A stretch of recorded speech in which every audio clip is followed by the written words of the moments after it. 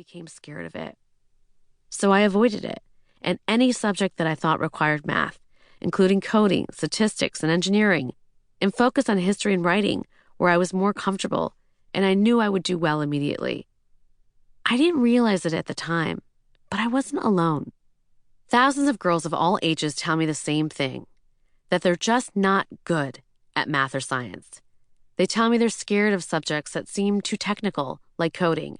Or even if they're not scared, they think computer science is not for them, that it's not social enough, and it's for boys who like to sit at computers all day. Well, let me tell you another secret. That is complete and utter baloney on a roll. Yes, hold the mayo. It turns out that from an early age, we've been fed messages through stereotypes, social cues, and sometimes even from educators that science, technology, engineering, and math, or STEM, is not for you. If you start looking for these signals, you'll see them everywhere. I can walk into a popular retailer for teen girls and buy a t-shirt that says allergic to algebra. Or I can watch any number of TV shows depicting a programmer as a guy in a hoodie alone with his computer in his basement. As girls, we're listening. And you can see the impact of these negative stereotypes and lack of role models in the numbers. By middle school, most girls say that STEM careers are not for them. By high school, girls are ranking engineering, computing, and math as some of the least interesting professions. Girls are being slowly steered away from STEM subjects before they can find out if they actually like them. And more importantly, before they can find out that they're actually amazing at them. The next step? In 2010, I lost my race for Congress. That was hard for me. As a lifelong high achiever, I had never failed at anything before, and it took me a while to figure out what to do next. But it also made me realize something that changed my life. My decision to run for Congress took a lot of courage.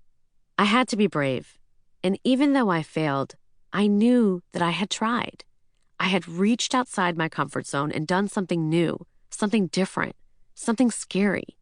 It made me wonder if had I done that all those years ago at the dinner table or in school, I might have discovered that I loved coding or math or science. That's when I knew it was time to be brave again and use what I'd learned to try to change the game for the next generation of young women. I decided I was going to teach girls to code. It was an experiment, and I started with a classroom of 20 girls in New York City. I convinced a friend to lend me a conference room at his company, and I went door to door to recruit the first students. I had no idea how people would respond, but I knew I had to try. Today, Girls Who Code has built a movement. We run 100 summer programs and thousands of after-school clubs for middle and high school girls. We've reached tens of thousands of girls in every state in the country. Guess what? It turns out girls are really good at coding. They can build incredible things, and they have fun doing it. In this book, you'll listen about some of my favorite creations made by real girls, from a game to help young girls see themselves as beautiful, to a lighting system that can sense the beat in music and create light displays to match. When you learn to code, you give yourself a tool, a tech superpower, to create change in your community. You use your voice, your mind, and your skills to find solutions to problems to help your country. And you start to build a better world for each and every one of us. Not to mention, you can make great friends and have an awesome time too. So what are you waiting for? This book will teach you how to be a girl who codes and how to build amazing things. You'll learn the same fundamentals of coding that we teach in our Girls Who Code classrooms. You'll get an introduction to projects and the fun of learning how to code through games, art and design, robots, website and mobile apps, and online security. We'll also introduce you to women and girls doing incredible and inspiring things with code. I bet you'll come away with a burning desire to start creating and join our movement of girls around the country and across the world. Ready to be brave? Let's dive in. 1. Why coding? Welcome.